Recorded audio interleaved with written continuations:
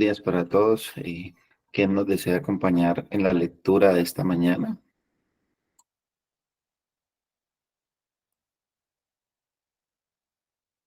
Buenos días, hermanos. Buenos días, hermana Janet. Julio 8. Ven humilde, busca con honestidad. Salieron los fariseos y comenzaron a discutir con él, buscando de él una señal del cielo para poner a prueba a Jesús.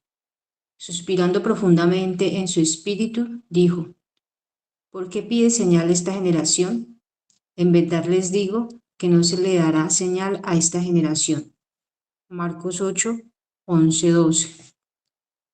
Los profesores de colegio y de universidad a menudo enfrentan dos tipos de personas: los que preguntan en humildad, con un genuino interés, y los que buscan retar y confrontar. Los primeros claramente están tratando de entender. Los segundos están más interesados en hacer avanzar sus propios intereses, en reforzar sus opiniones o simplemente en lucir inteligentes. A diferencia de las multitudes de personas que veían los milagros de Cristo y se maravillaban por ellos, los fariseos con frecuencia retaban las enseñanzas y el ministerio público de Jesús para ponerlo a prueba y hacerlo ver mal. Ellos no estaban allí para ver sus obras maravillosas ni considerar si en verdad era la persona que decía ser. Estaban ahí para hacerlo tropezar y caer en la trampa. Jesús respondió con compasión a las multitudes que lo seguían. Él mostraba una bondad divina hacia aquellos que venían a él con corazón humilde y que reconocían su necesidad. Nunca rechazó a ninguno que estuviera buscando de manera genuina la verdad. Sin embargo, su respuesta ante los líderes religiosos antagonistas fue una frustración santa, una impaciencia divina hacia aquellos que buscaban probar su propia posición y cuestionar sus afirmaciones. Existen dos formas de hacer una pregunta: con humildad o con arrogancia, y el maestro siempre identifica la diferencia. Hay algunos que se dicen religiosos y que aún así no aprenden nada de la enseñanza de la Biblia. Escuchan el sermón domingo tras domingo mientras buscan razones para no descansar por completo en la obra terminada de Cristo. Hacen preguntas que tienen por objetivo mantener al Señor a una distancia prudente, y luego se preguntan por qué razón nunca hayan respuestas satisfactorias. Esa no puede ser la conducta de un hijo de Dios. Deberíamos buscar aprender de nuestro Maestro con mansedumbre y curiosidad, y cuando nuestro corazón esté atribulado, venir a Él con humildad y pedirle ayuda para aceptar con apertura la respuesta, sin exigir que Jesús obedezca nuestra agenda o expectativas. Si tienes un gran cerebro, la Biblia podrá satisfacer tu intelecto. Si tienes una cabezota, descubrirás que el orgullo distorsiona tu capacidad para ver la claridad y la verdad de la palabra de Dios. Cristo está más que dispuesto a atender a un intelecto íntegro, pero está totalmente indispuesto a dejarse manipular por la arrogancia. Todos tenemos preguntas para Jesús sobre este mundo, sobre nuestra vida y sobre el camino que debemos tomar. Jesús nunca rechazará a aquellos que vienen a Él y siempre recibe las peticiones de sus hermanos y hermanas. Ahora pues, además de considerar tus preguntas, considera tu corazón. Haz preguntas, pero primero piensa en cómo las estás haciendo. ¿Eres motivado por una fe que busca entender o por un orgullo que busca tener la razón? Para profundizar, Marcos 10, del 2 al 22. Muchas gracias, hermana Janet. Nuevamente nos encontramos hoy, en este lunes, dando gracias a Dios por su misericordia, por su amor, por su bondad y por permitirnos nuevamente estar expuestos ante su palabra en este devocional. Ven humilde, busca con honestidad. Nuestro texto de esta mañana, Marcos capítulo 8, versículo 11 y 12, habla acerca de las señales que estaban pidiendo los fariseos y dice, entonces salieron los fariseos y comenzaron a discutir con él, buscando de él una señal del cielo para poner a prueba a Jesús. Suspirando profundamente, él en su espíritu dijo, ¿por qué pide señal esta generación? En verdad les digo que no se le dará señal a esta generación. Y dejándolos, se embarcó otra vez y se fue a otro lado del lago. No sé si de pronto han escuchado el término corandeo. Corandeo es un término que es muy conocido por los reformados. Corandeo significa vivir delante del rostro de Dios, vivir delante de la presencia de Dios todo el tiempo. Es la manera como nosotros deberíamos vivir conscientemente, corandeo, delante de la presencia de Dios. Y aquí surgen unas preguntas muy interesantes, que son preguntas que nos van a introducir a este tema tan importante. Y es, en realidad, ¿qué nos motiva a cada uno de nosotros a acercarnos a Dios? ¿Qué es eso que nos motiva a acercarnos a Dios? ¿O qué es lo que estamos buscando cuando nosotros nos acercamos al Señor? ¿Cuál es ese propósito con el cual lo hacemos? ¿Será que lo estamos buscando por los beneficios que ofrece? ¿O estamos en realidad buscando al Dios de los beneficios, sinceramente? Durante todo el ministerio de Jesús en la tierra, siempre tuvo muchas ocasiones en las cuales tuvo la persecución de parte de los fariseos. Y estos fariseos lo que buscaban, o el motivo real, era hacer ver a Jesús como un mentiroso, en muchas ocasiones como un blasfemo, cuando Jesús decía que era enviado de Dios y que era Dios mismo. Pero nunca pudieron probar esto, ni pudieron demostrar que Jesús estaba mintiendo o estaba siendo blasfemo, ya que Jesús se basó y exaltó por completo las escrituras de una manera muy importante, ya que las escrituras que hacían aclaraban y mostraban que las escrituras mismas hablaban de Cristo, hablaban de sí mismo. Entonces, los fariseos nunca pudieron demostrar lo contrario. El Señor Jesús siempre estuvo rodeado de mucha clase de personas, personas que se acercaban a Jesús con diferentes intenciones. Pero en esta mañana nuestro devocional nos apunta hacia dos tipos de personas. Y son las dos tipos de personas que veremos en esta mañana. Primero, los que se acercaban a Jesús con humildad, porque en realidad querían conocer a Jesús. Y lo que hace la escritura es proporcionarnos nombres de estas personas que se acercaban a Jesús sinceramente, con humildad. Entre ellos encontramos, puede ser la mujer del flujo de sangre, ¿recuerdan?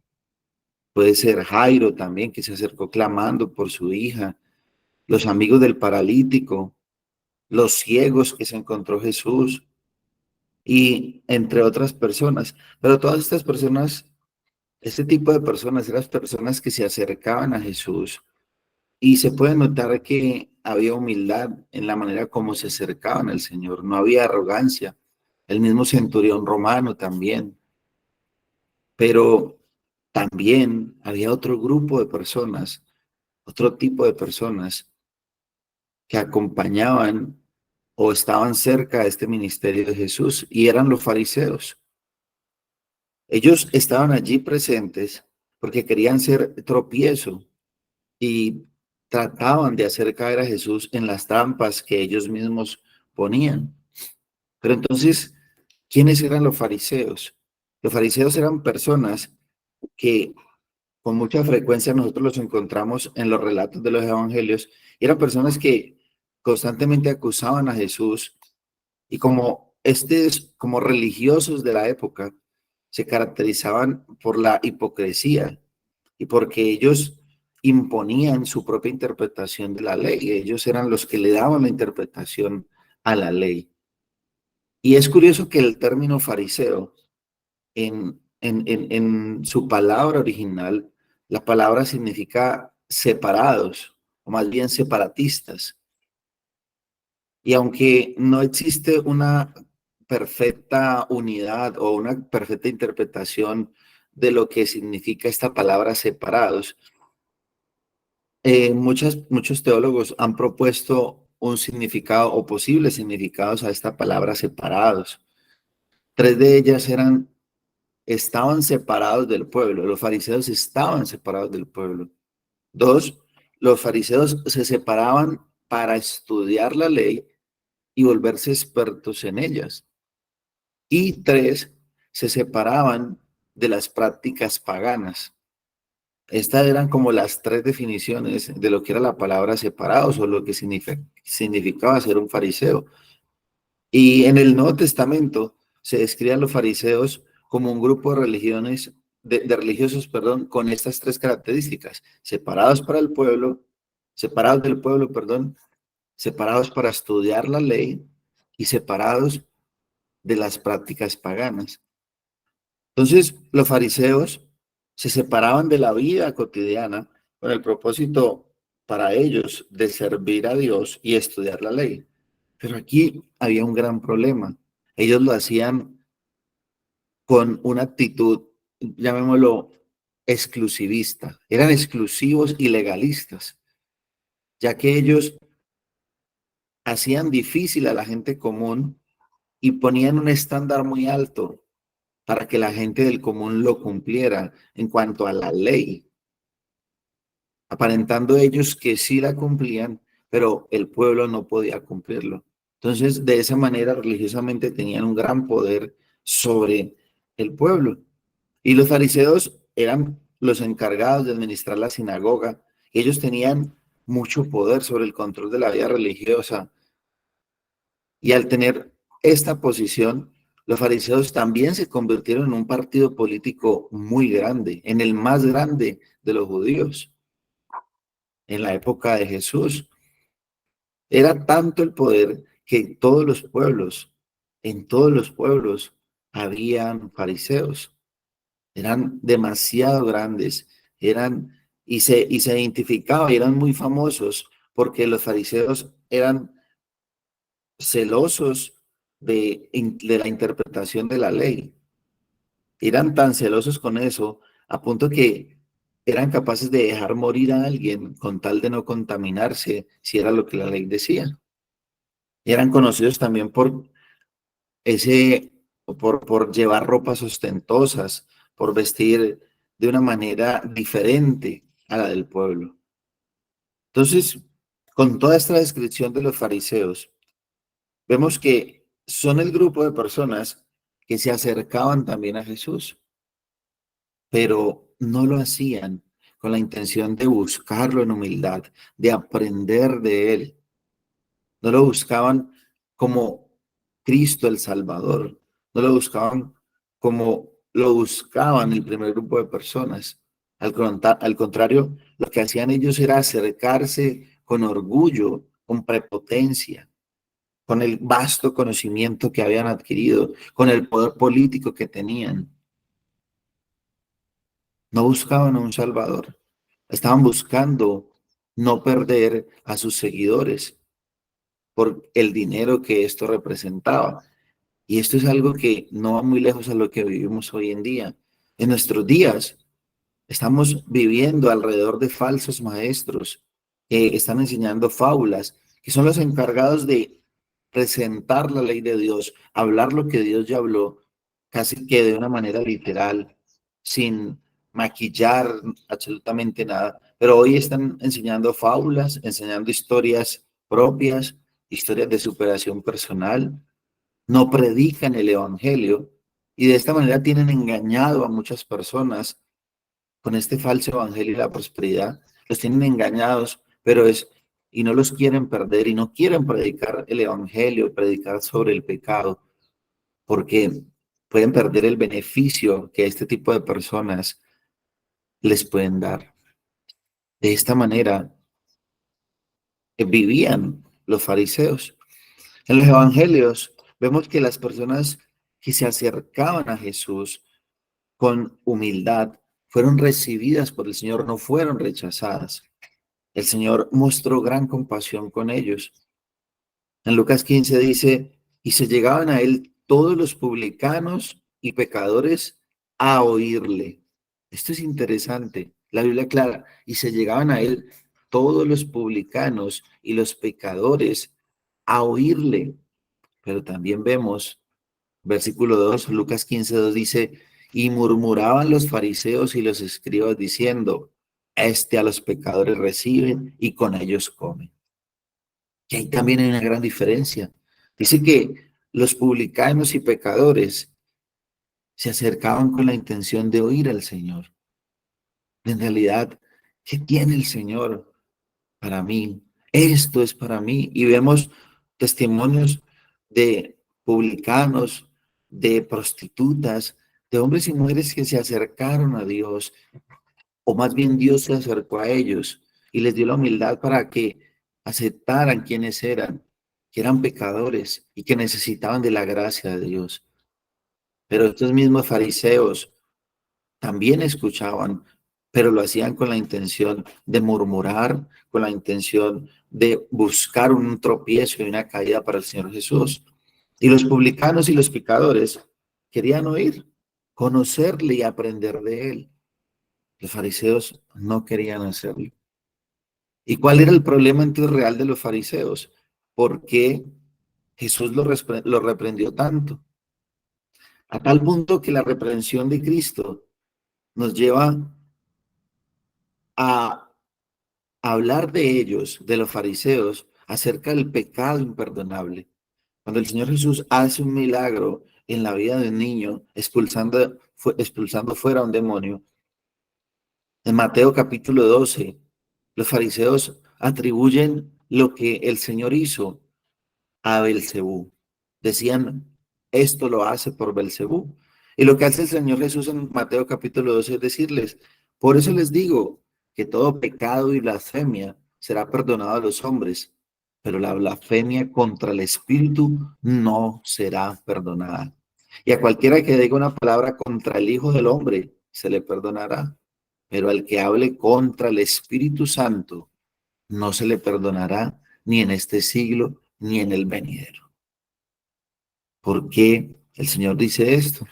En esencia, lo dice es porque los fariseos no reconocieron el poder de Cristo, no reconocieron que este poder venía del Espíritu Santo.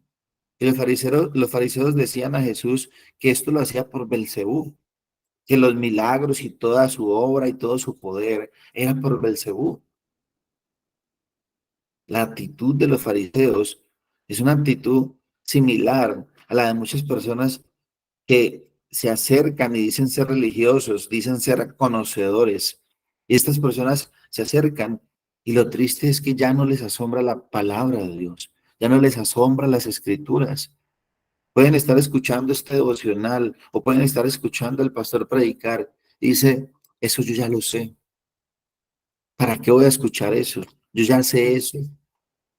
Pueden estar pasando por una situación y un hermano viene a decirle, hermano, confía en Dios. ¿Y qué puede estar diciendo? Yo ya sé. No me venga a decir lo que yo ya sé. Ya no se asombran con la palabra del Señor. Sino, o también pueden tener este tipo de actitud.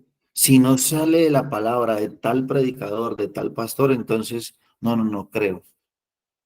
Hermano, hace poco escuchábamos en uno de estos devocionales que la palabra de Dios es predicada por hombres y mujeres que son usados por Dios. Pero nosotros muchas veces somos selectivos en qué tipo de hombres escuchamos. Obviamente esto debe ser así, pero dentro de nuestras congregaciones tenemos hermanos que no son los mejores oradores, pero son fieles al Señor. Y en ellos el Señor también los usa para hablar y es palabra de Dios lo que están hablando. Pero la actitud religiosa de los llamados, entre comillas, conocedores, es esta. ¿Qué tiene este hermano para decirme? Eso yo ya lo sé. Al hermano le falta.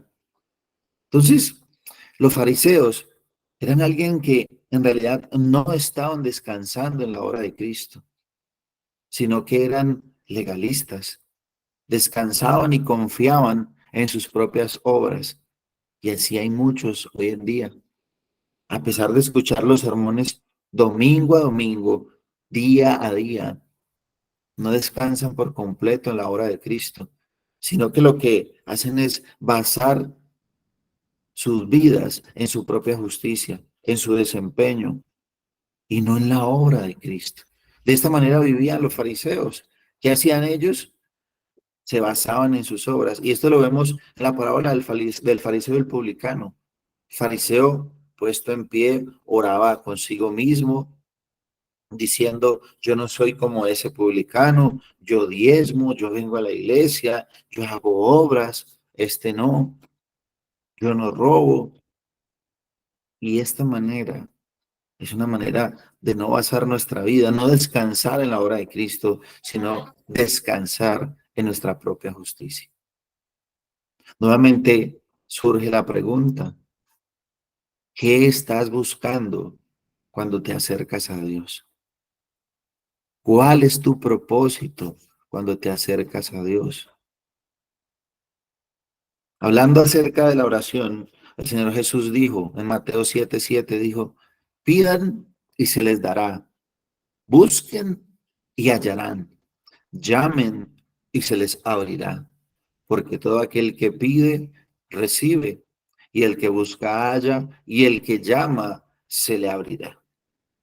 Nuevamente lo repito, pidan y se les dará, busquen y hallarán, llamen y se les abrirá, porque todo aquel que pide recibe y el que busca halla y al que llama se le abrirá. Nosotros sé que quizás muchas veces hemos escuchado a creyentes o aún nosotros mismos como creyentes hemos dicho, yo tengo un amigo que no es cristiano, pero está buscando". Nuevamente le repito, decimos, podemos decir o hemos escuchado a alguien decir como cristiano, decir, yo tengo un amigo, él no es cristiano, pero él busca a Dios, él está buscando a Dios. Y es una frase que puede parecer muy común. Y la idea de esta frase, ¿cuál es? La idea de esta frase es que hay alguien que no es cristiano, que supuestamente está buscando a Dios en cualquier parte. Y su gran problema es que no lo ha podido encontrar. Pero aquí hay algo curioso. ¿Recuerdan el jardín del Edén? Cuando el hombre pecó, cuando el pecado entró al mundo, ¿quién fue el que se escondió? ¿Dios o el hombre? El hombre. Jesús vino al mundo para salvar y buscar lo que se había perdido, a los que estaban perdidos. No fue Jesús el que se escondió, porque Dios no es un fugitivo. Somos nosotros los que estamos en fuga. Somos nosotros a los cuales el Señor vino a buscar y salvar, porque estábamos perdidos. Y la Escritura declara que el impío huye cuando nadie lo está persiguiendo. Como dijo Martín Lutero, el pagano tiembla ante el crujido de una hoja. Y la Escritura enseña claramente que los hombres caídos huyen de Dios. La gente no busca a Dios. Lo que en realidad muchas veces buscan son los beneficios que solo Dios puede dar. El pecado del hombre caído es este. El hombre busca los beneficios de Dios mientras huye de Dios mismo. Esto es curioso. Quiere los beneficios de Dios, pero no quiere al Dios que da los beneficios. Y por naturaleza, eso es lo que somos, fugitivos. No queremos buscar al Dios. Como dice la palabra, buscad primeramente al reino de Dios y su justicia, y todas las demás cosas vendrán por añadidura. Pero muchas veces es al revés. Y la Biblia nos dice repetidamente que nosotros busquemos a Dios, busquemos a Dios. Y si Dios nos dice que lo busquemos, es porque a través de Cristo Él nos da la capacidad de poder buscarlo y que Él pueda ser hallado. No porque esté escondido, sino porque en realidad nuestro mayor deseo no es buscar al Señor, no es nuestro mayor deleite y debería ser así. Ayer hablaba con alguien acerca del pecado y él me decía, el pecado debe ser como cuando te comes algo amargo y te sabe tan feo que tu boca queda sabiendo muy feo y quieres de una comer algo dulce, algo que te quite ese dolor. Y Cristo debe ser tan deleitoso para nosotros. Y yo le decía a él, pero el pecado no siempre es amargo. El pecado es como ese dulce ácido que al principio te lo metes y qué rico, pero por dentro había algo ácido. Cristo debe ser deleitoso para nosotros.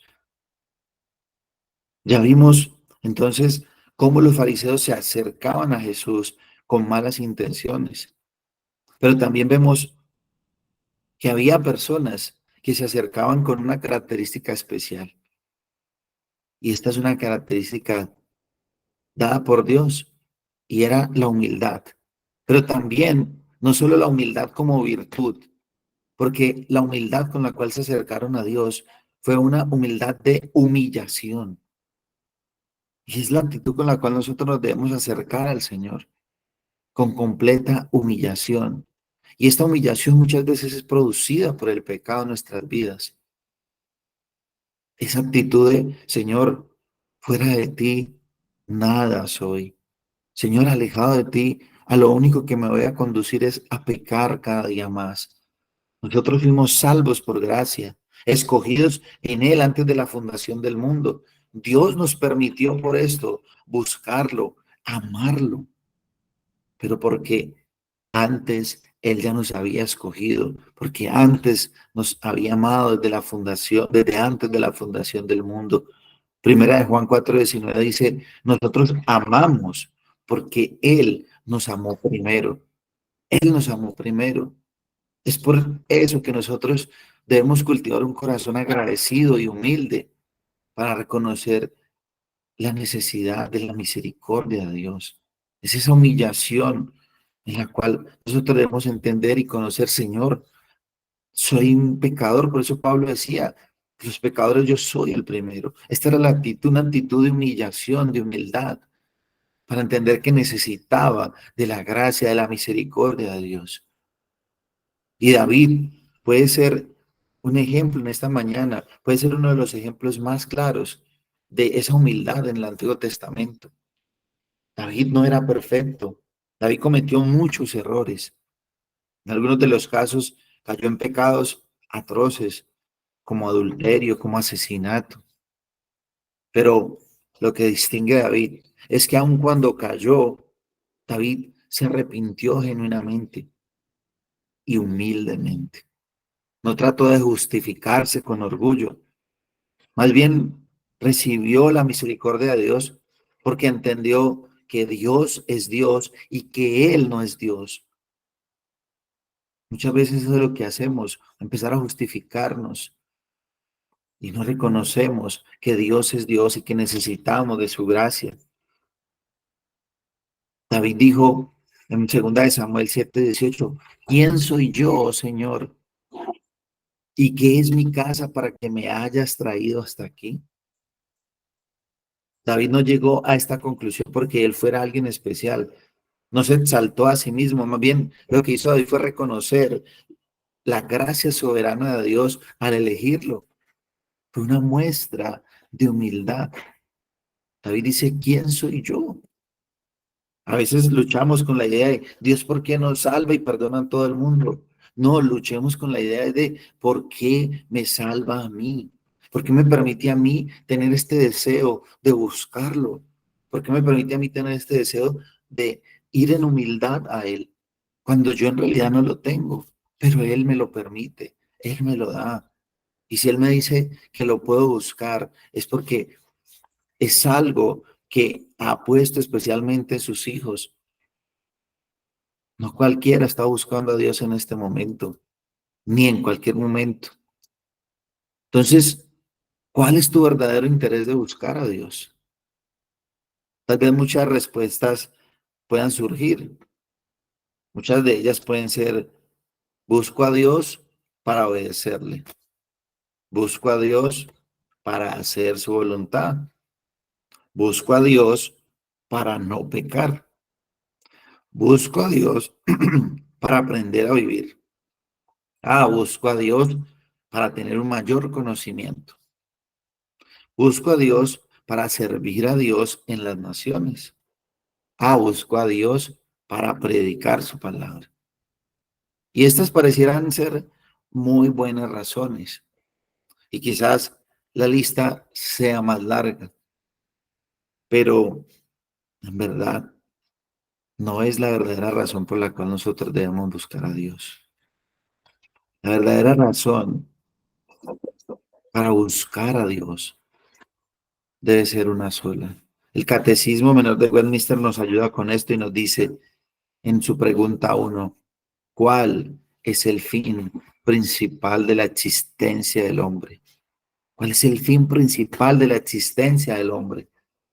Y la respuesta es: el fin principal de la existencia del hombre es glorificar a Dios y gozar de Él para siempre. De nada nos sirve a nosotros hacer cosas externas y ni aún acercarnos a Dios en oración si nuestra motivación más importante no sea, uno, la gloria de Dios, y dos, gozarnos de Él. Gozarnos de Él. Mateo 7, 22, 23 dice: muchos me dirán en aquel día: Señor, Señor, no profetizamos en tu nombre, y en tu nombre echamos fuera demonios, y en tu nombre hicimos muchos milagros. Y entonces les declararé: nunca os conocí, apartados de mí, hacedores de maldad. Aquí está hablando a personas que quizás hicieron estas cosas que les dije. Buscaron obedecer a Dios, buscaron hacer la voluntad de Dios, buscaron no pecar, buscaron aprender a vivir, buscaron tener mayor conocimiento, buscaron servir a las naciones, buscaron predicar, pero en realidad no buscaron la gloria de Dios, ni gozarse en Dios. No lo buscaron. Podemos hacer muchas cosas creyendo que las estamos haciendo para Dios, pero si nuestro fin principal no es la gloria de Dios, no es la satisfacción y el gozo de estar con el Señor, entonces todas estas cosas y estas motivaciones son equivocadas y estamos perdiendo el tiempo. Estamos perdiendo el tiempo. Cuando David pecó, David dijo: Señor, devuélveme el gozo de la salvación. Y es algo en lo que poco meditamos.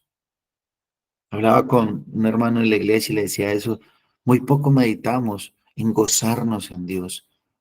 Queremos obedecer mandamientos, queremos que nos vean bien, queremos no pecar.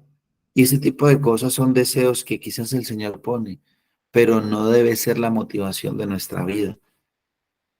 No nos debe motivar solo el hecho de obedecer mandamientos. El Señor sí dice: si me amas, me obedeces.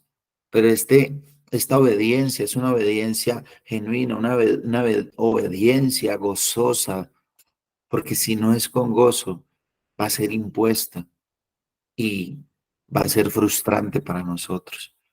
Debemos gozarnos en el Señor. Si lo buscamos, busquémoslo para que Él sea glorificado en nuestras vidas. Si lo buscamos, busquémoslo con el deseo de gozarnos en Dios, de deleitarnos en Dios, no de sufrir pereza ni falta de deseo. Y si te falta deseo, pues ¿qué dice el Señor? Pídelo, búscale. El que busca halla, al que llama se le abrirá. ¿Será que hay humildad cuando buscas al Señor? Y la humildad es humillación. La humildad es reconocimiento de quién es Él. ¿Qué es lo contrario a la humildad? Pues el orgullo, la altivez. Y mis hermanos, me encontré con un texto muy, muy aterrador de lo que es este orgullo y esta altivez. En el libro de los Hechos, cuando habla acerca de algo que le sucedió a Herodes. Hechos, capítulo 12, versículo 20 al 23.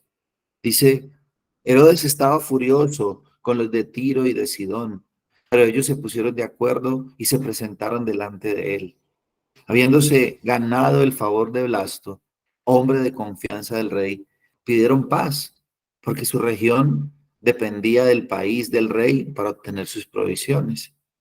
Y el versículo 21 dice, el día señalado, Herodes, vestido con su ropaje real y sentado en su trono, dirigió un discurso al pueblo. La gente gritaba, voz de un Dios, no de hombre. Decían a Herodes esto. Y mire lo que dice el versículo 23.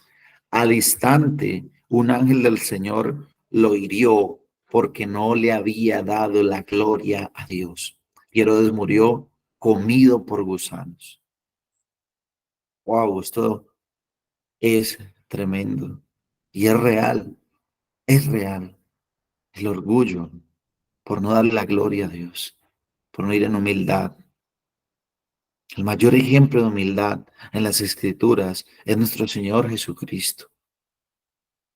Siendo en forma de Dios, no se aferró a esto, sino que se humilló, se hizo hombre. Y a nosotros se nos instruye a seguir el ejemplo de humildad. Al igual que Jesús, nosotros no debemos hacer nada por egoísmo, por vanagloria, sino siempre con la actitud humilde. Y cada uno de nosotros considerando a los otros como más importantes o como mayores que nosotros mismos. ¿Eres motivado por la fe que busca entender o eres motivado por el orgullo que busca tener la razón? Meditemos en esto, familia. El Señor nos permite buscarle, ir en humildad, pero si vamos con una actitud orgullosa, también el Señor la va a detectar, también la va a detectar en nuestras vidas. Oremos.